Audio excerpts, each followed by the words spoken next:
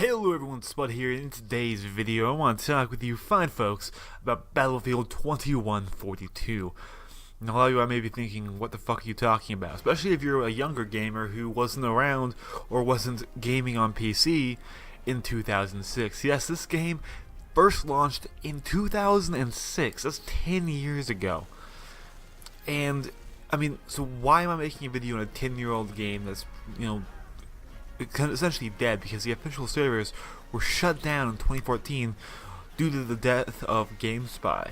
And originally EA had wanted to port the servers over to something else, but it turned out being too much work and they abandoned the game, which left a lot of old OG Battlefield players feeling left out.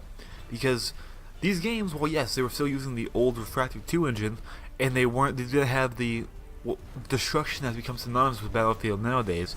They're still damn good games. I mean, they play different than the ones that are out now, but that's not necessarily a bad thing.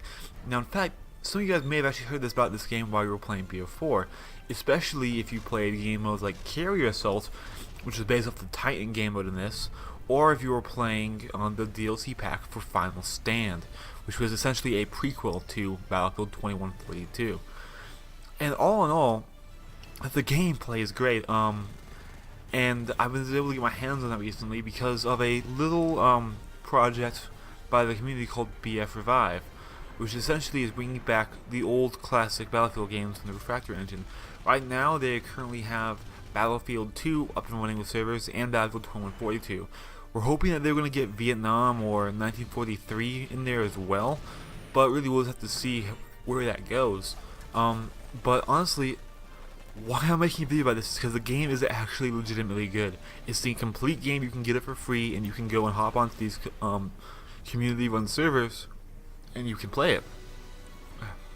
I mean, I own a $1,700 gaming PC. I can play any game I want max settings, and I've spent my last couple of days playing this game. So that should say that, even though the graphics are dated, and they don't look nearly as good as they looked 10 years ago, it's still a good game. It plays really well. It does. And I think it's because of the fact that it's sci-fi that it seems less visually offensive than, say, Battlefield 2 does, because you're not looking at a poorly rendered M1 Abrams tank. You're looking at a sci-fi mech, which is easier to forgive for having kind of weird models or bad visuals. And honestly,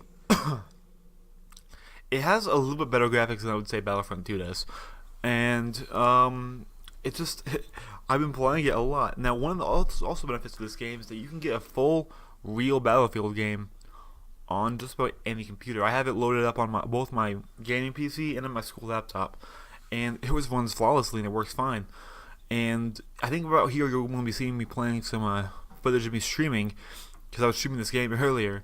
And I mean, I was playing with a friend there, and it's really fun. It works, and I just wanted to make a video to get the word out, because right now the biggest problem with this project and with this game is the player base. This is not a substantial player base. I think there are actually 5 servers on at least within my ping range, and even then, only during certain hours of the days are those populated. So it's kind of a shame, and I'm just trying to get the word out there and saying, hey, if you want a classic OG Battlefield experience, or if you have a lower end PC and can't play the newer Battlefields, you can play this one just fine. It's a full-fledged Battlefield experience, minus the destruction, because that came later. And all in all, this is a game I would recommend. Anyways, guys, there's a quick little video on that today. Thank you so much for watching, and I'll see you guys all in the next one. Bye-bye.